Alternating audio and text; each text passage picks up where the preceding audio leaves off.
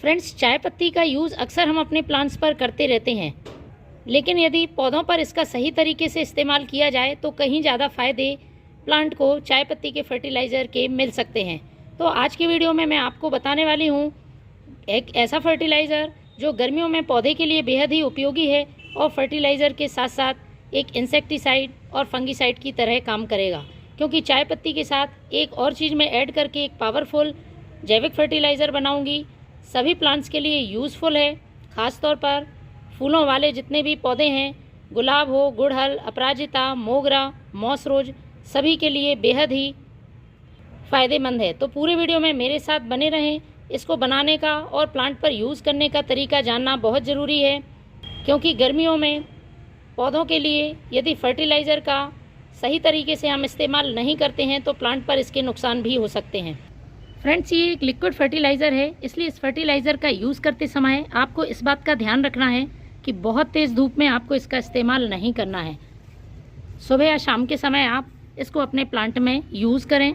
जब भी आप फर्टिलाइज़र का यूज़ कर रहे हैं तो प्लांट की मिट्टी की अच्छी तरह से गुड़ाई कर लें, उसको हल्का कर लें, उसके बाद ही इसका आप इस्तेमाल करें।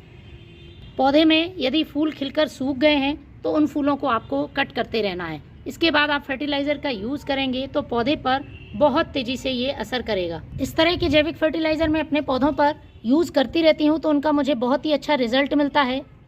इतनी तेज़ गर्मी में भी देखिए रेन लिली का पौधा फ्लावरिंग कर रहा है।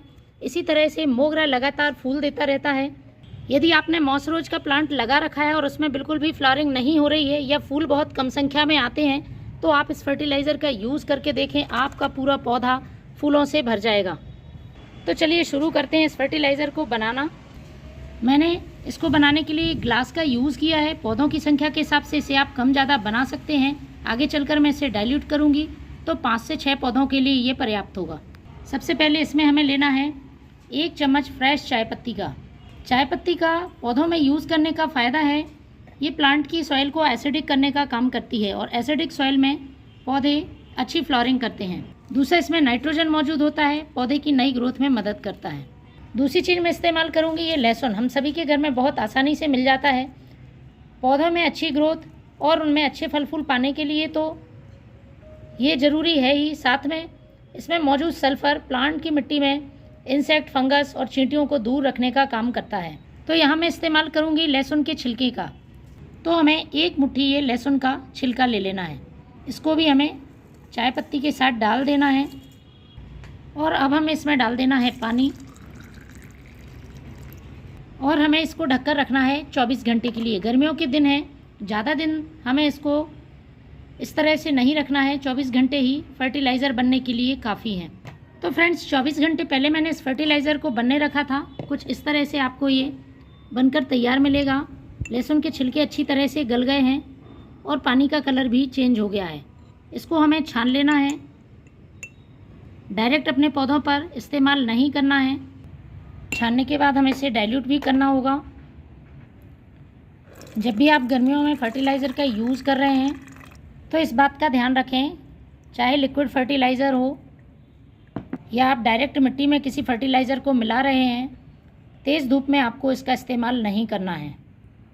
ये बचा हुआ जो हिस्सा है जो हमने छान लिया है, उसके बाद बचा हुआ हिस्सा आपको कंपोस्ट में यूज़ कर लेना है या एक बार और आप पानी मिलाकर 24 घंटे के लिए रख दें और फिर से प्लांट में यूज़ कर सकते हैं। क्योंकि हमने इसे उबाला नहीं है, सिर्फ गलाया है, तो अभी भी इसमें कुछ पोषक तत्व तो मौजूद हैं जो प्लांट के लिए फ़ायदेमंद हो सकते हैं। चाय पत्ती हमने फ्रेश यूज़ करी है, इसलिए आप इसका 2 बार इस्तेमाल कर सकते हैं, वरना आप कंपोस्ट में इसका यूज़ करें। अब जितना भाग फर्टिलाइज़र का है उसका आपको 4 से 5 गुना सादा पानी मिलाना है। गर्मियों में आप कोशिश करें प्लांट पर किसी भी तरह के केमिकल फर्टिलाइज़र का या इंसेक्टिसाइड का यूज़ ना करें। जितना हो सके आप जैविक फर्टिलाइज़र ही डालें और सभी प्लांट्स में किसी भी फर्टिलाइज़र को यूज़ करते समय 15 से 20 दिन का अंतराल रखें। लगातार इकट्ठे आपको फर्टिलाइज़र पौधे में यूज़ नहीं करने हैं। तो लगभग ये 1 लीटर फर्टिलाइज़र बनकर तैयार है। अब इसको हमें प्लांट में डालना है। आप इसका स्प्रे भी कर सकते हैं और पौधे में भी यूज़ कर सकते हैं। मैं दोनों ही तरीके आपको बता देती हूँ। सबसे पहले हम इसका इस्तेमाल डायरेक्ट मिट्टी में करेंगे। तो पॉट के साइज़ के हिसाब से आपको अपने प्लांट्स में इसका यूज़ करना है। छोटा पॉट है तो आप 1 ग्लास डाल सकते हैं, बड़ा पॉट है तो 1 से 2 ग्लास इस्तेमाल कर सकते हैं। अब बात करते हैं स्प्रे की।